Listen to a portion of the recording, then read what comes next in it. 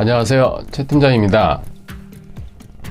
이번 영상은 채권의 원인 서류의 종류가 이제 여러 가지가 있는데, 그 원인 서류에 대해서 한번 다뤄보는 시간을 가져보도록 해보겠습니다.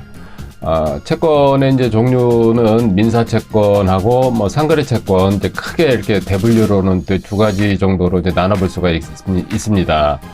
민사채권은 이제 통상적으로 개인 간에 보통 이제 금전거래가 이제 일반적인 분류가 되겠고, 상거래 채권은 이제 사업상 이제 상사채권이라고 이제 통상적으로 얘기를 많이 하죠.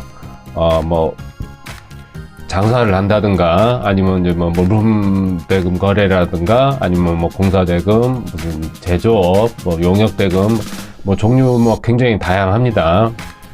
이랬을 경우에 민사채권 같은 경우는 이제 통상적으로 돈 거래를 이제 서로 이렇게 차용을 해주고 빌려주고 이렇게 했을 경우에 채권자하고 이제 채무자하고 이제 금전 거래를 하면서 지불각서를 써준다든가 차용증을 써준다든가 이렇게 이제 서류를 이제 주고받고 이렇게 금전 거래를 하는 경우가 있을 것이고, 그리고 이제 상거래 같은 경우는 예를 들어서 이제 물건을 서로 이제 이렇게 물품 대금을 서로 이제 물건을 주고받고 이렇게 했을 경우, 또는 공사를 이제 하고 공사 대금을 이제 지급을 할 경우, 이럴 경우에 이제 예를 들어서 물건이 나가면은 무슨 물품 대금에 대한 세금 계산서라든가 이런 게 있을 것이고, 공사 대금 같은 경우는 그 공사를 하기 위한 경적서라든가 계약서라든가 이런 서류들이 이제 통상적으로 원인 서류가 이제 되겠습니다. 자, 이렇게 이제 딱 떨어지는 원인 서류가 있는 경우가 있는 반면에, 그렇지 못한 이제 원인 서류가 또 있습니다. 특히나 이런 이제 민사채권에서 이제 그런 경우가 많이 있습니다. 예를 들면은 예를 들어서 돈을 이제 빌려줬는데, 만약에 현금으로 이렇게 빌려줬다. 현금으로 빌려준 경우, 제일 애매한 경우가 이제 현금으로 돈을 이렇게 빌려주었을 경우에 이게 이제 문제가 되는 겁니다.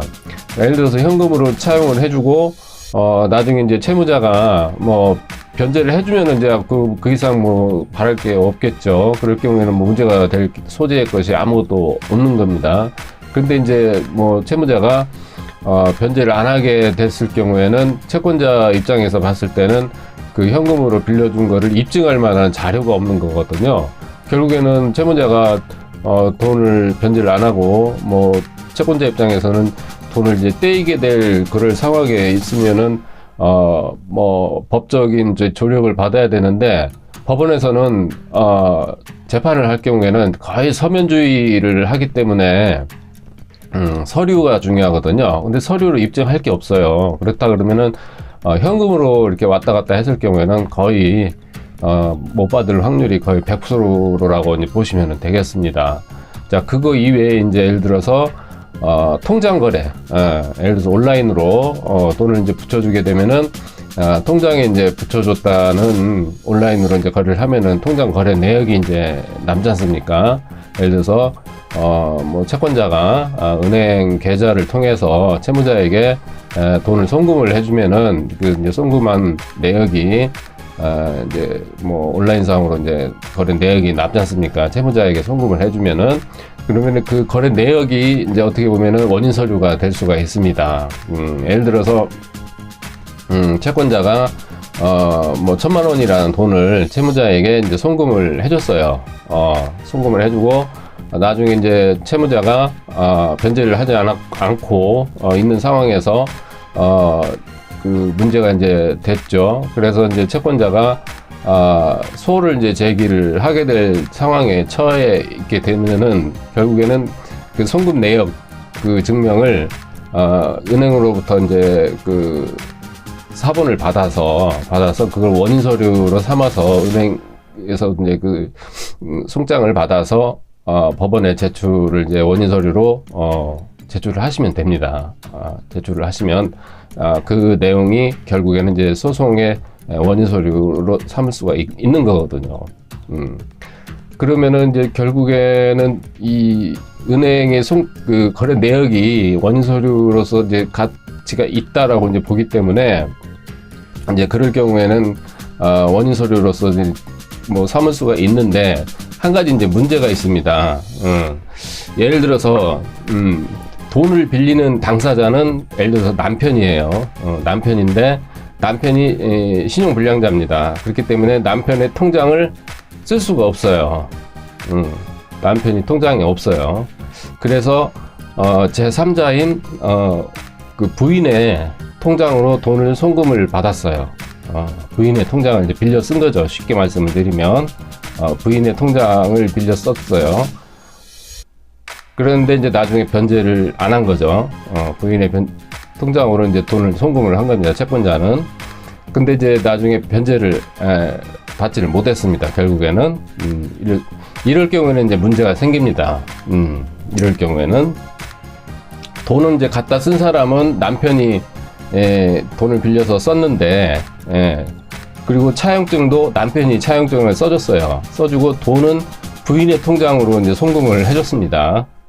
빌려 쓴 거는 차용증을 써준 거는 남편이 써줬고, 근데 차용증 써준 그 당사자의 채무자인 남편은 변제 자력이 없어요. 변제 자력도 없고, 그리고 또 재산도 부인 명의로 돌려져 있고, 집이 한 채가 있는데, 예를 들어서 집이 한 채가 있는데, 부인은 이제 변제 자력이 있는 거죠. 남편은 채무불이행자고, 신용불량이고, 차용증도 다 써줬는데, 그러면은 예를 들어서 원칙대로 한다 그러면은 남편을 상대로 해서 뭐 소송을 한다든가 뭐 그렇게 해서 이제 제기를 해야 되는데, 남편이 신용불량자인 상태에서는 소송을 제기를 해서 승소 판결이 나와도 남편으로부터는 받을 돈이 없잖아요. 그러면은 아까 서두에 말씀드렸다시피 통장 거래를 했을 경우에는 그 통장 그 송금한 내역을 가지고 소송을 이제 할 수가 있다라고 제가 말씀을 드렸잖아요. 근데 이제 이런 경우에는 조금 예외 사항이 됩니다.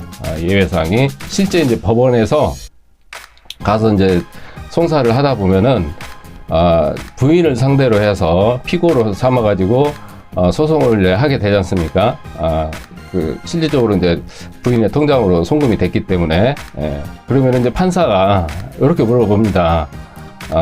피고 부인이, 피고가 채권자를 아는 사람이냐라고 물어봅니다.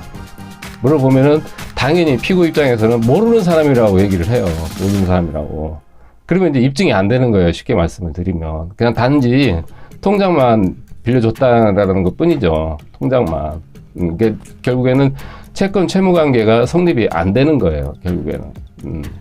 그래서 이런 경우에는 이제 채권자가 패소하는 경우가 있습니다. 이런 경우에는 통장 거래는 통장으로 이제 돈은 빌려주기는 하긴 했지만은 채무자는 남편이 맞긴 하지만 남편은 이제 신용불량자이기 때문에 소송에서 승소를 해도 아무런 의미가 없죠.